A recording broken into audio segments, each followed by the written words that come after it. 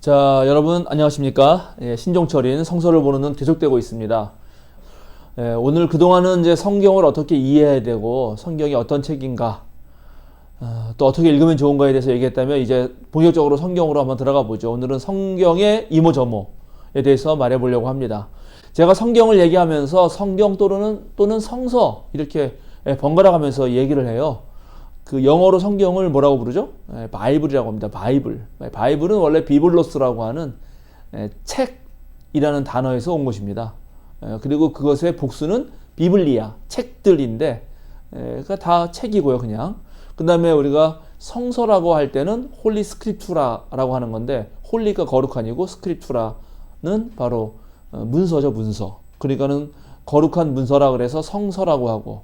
그런데 성경이라고 할 때는 그거는 경전이라는 것인데, 경전이라는 말은 어떤 종교인들의 삶의 표준이 되고 기준이 되는 그런 책이라는 뜻입니다.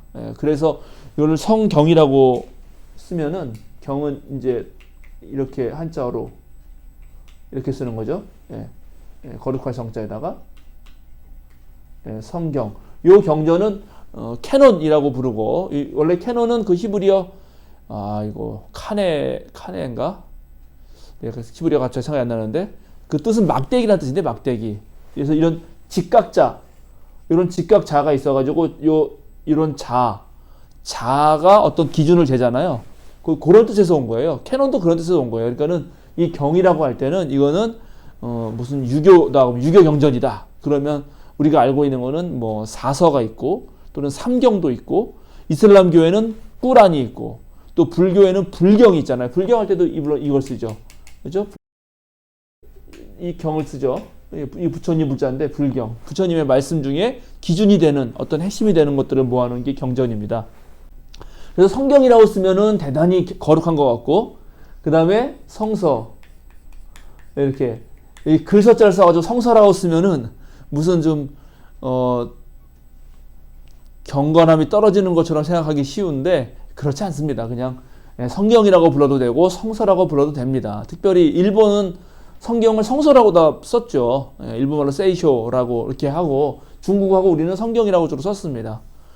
제가 성서라고 부르면은 다른 사람들이 목사님은 왜 성경을 성서라고 말해요? 그렇게 딴지를 거는 분들이 계셔가지고 제가 그렇게 꼭 말씀드리죠.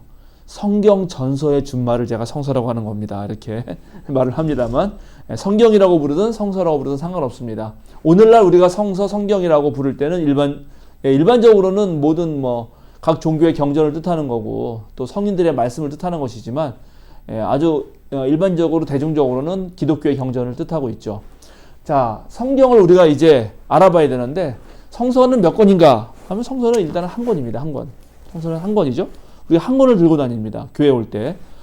그런데 성경을 좀 나눌 수가 있어요. 펴보면은 크게 우리는 신약, 구약, 올드 테스타먼트, 또 뉴 테스타먼트 이렇게 구분하기도 합니다. 그렇게 구분한다 그러면 벌써 성경은 두 권이라고도 말할 수 있어요. 그런데 우리가 어릴 때 배웠듯이 구약은 39권, 신약은 27권. 그래서 그 각각의 권수를 합치면 66권이 돼요. 그런데 개신교 성경은 그런데 카톨릭 성경은 우리 개신교가 인정하지 않는 어떤 경전도 정경 속에 포함됐기 때문에, 즉 이 경전 안으로 카톨릭 교회가 되게 중요한 거룩한 문서의 경전 안으로 들어갔기 때문에 70 몇 권이 됩니다. 73권인가? 기억이 가물가물하네요. 어쨌든 그렇게 성경은 한 권일 수도 있고 여러 권일 수도 있습니다. 그런데 한 권이라고 말하는 거하고 여러 권이라고 말하는 것의 차이가 여러분 무척 중요합니다. 여러 권이라고 말할 때는 성경 안에 있는 각각의 그런 문서들, 창세기면 창세기, 예를 들어서 출애굽기면 출애굽기, 또는 예언서 중에 뭐가 있어요? 이사야서, 또는 소예언서 중에 하박국서, 복음서도 마태복음서, 또는 요한복음서, 이렇게 다 따로따로 있잖아요. 그렇게 낫권을 기억한다는 것은 각각의 전하는 의도가 있다는 것이고, 그 각각의 전하는 의도를 제대로 알아야 한다는 것을 강조하는 것입니다. 그런데 그럼에도 불구하고 우리가 성경은 한 권이다라고 말할 때는 각각의 낫권이 있어도 그 한 권을 통틀어서 꿰 수 있는 어떠한 맥락과 흐름이 있다. 하는 것입니다. 그래서 그것을 우리가 기억해 둬야 돼요. 그래서 우리가 성경을 읽을 때는 전체적으로 성경을 통독하는 방식으로 읽을 필요도 있고, 또는 각각의 낫권을 아주 세밀히 살필 필요도 있습니다. 그 두 가지를 다 잘해야 됩니다. 그러면 이제 성경을 펴면 아까 말씀드린 대로 구약과 신약이 있다고 했는데, 구약은 39권이라고 했죠. 물론 카톨릭은 약간 다릅니다. 더 많습니다. 그런데 구약을 또 크게는 세 부분으로 나눠요. 어떨 경우는 네 부분으로 나눕니다. 세 부분으로 나눌 때는 모세 오경, 그리고 예언서, 그리고 성문서, 이렇게 세 부분으로 나눕니다. 모세 오경을 토라라고 부르고요.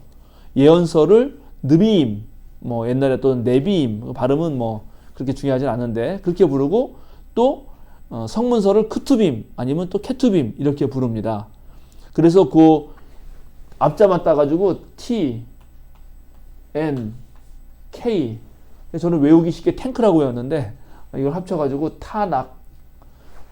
타낙이라고 하죠.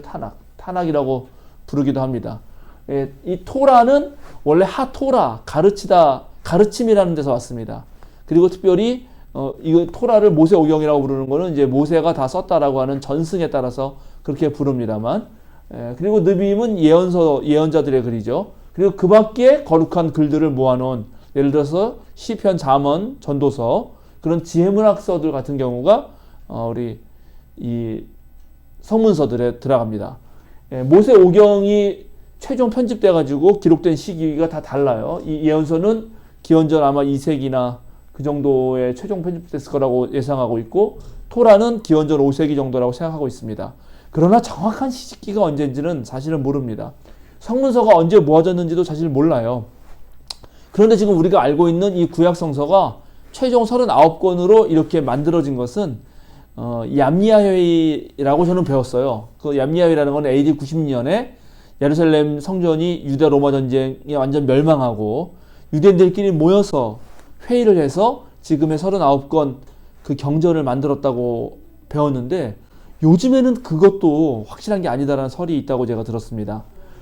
어쨌든 그렇게 토라와 느비임과 케투빔이 구약 성경을 이루고 있다라는 것을 기억하시고, 근데 이렇게 세 개 나누는 거는 특별히 유대인들의 히브리 성경에 근거하고 있습니다.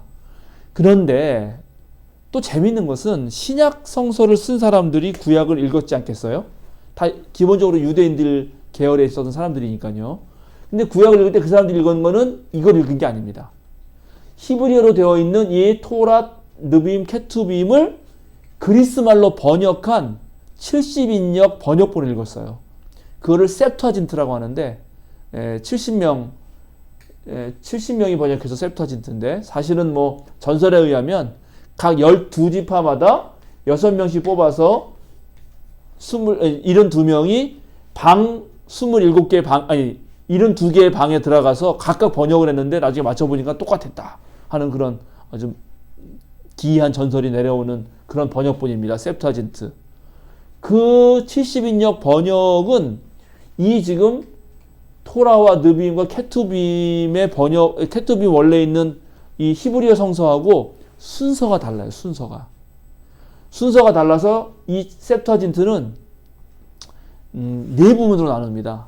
그래서 모세 오경, 그리고 거기에 역사서를 집어넣어요. 그리고 예언서, 성문서입니다. 그러니까는 이 히브리 성경에서 예언서라고 되어 있던 부분을 두 개로 나눠서 역사서와 예언서를 나누는 거죠. 역사서에는 여호수아라든가, 그죠? 창출내, 민신, 창세기, 출애굽기, 레위기, 민수기, 신명기가 모세 오경인데 그 뒤에 나오는 여호수아, 그다음에 사사기, 룻기, 사무엘상하, 열왕기상하, 역대상하, 뭐 이런 부분들을 역사서로 보는 거예요. 그런데 토라는 그 역사서조차도 하나님의 예언의 성취라고 보기 때문에 예언서로 넣는 거죠. 근데 이런 차이가 있는데 이거를 우리가 알아야 하는 이유는 바로 신약 때문에 그렇다는 거죠. 신약이 이걸 읽었으면 좋았는데 신약 성서의 저자들이 바로 이 셉투아진트 70을 있어. 여기 있구나. 셉투아진트를 읽었기 때문에 그렇습니다. 그래서 여러분 이 순서를 아는 것이 무척 중요합니다. 자, 오늘은 구약 이 정도 일단 성서 이모점에서 이 정도로 구약 얘기하고요. 또 신약도 얘기해야 되고, 앞으로 이 성서가 어떤 언어로 쓰여 있는지도 얘기해야 되고, 신약을 쓴 사람들이 갖고 있는 의미가 무엇인지가 무척 중요해서 그것은 지금 다루기 시작하면 또 한 20분 걸립니다.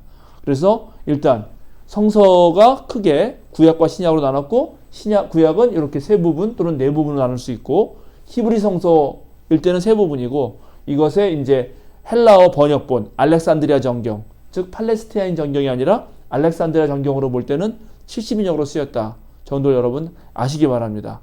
요거에 이어서 또 다음에 신약으로 넘어가도록 하겠습니다.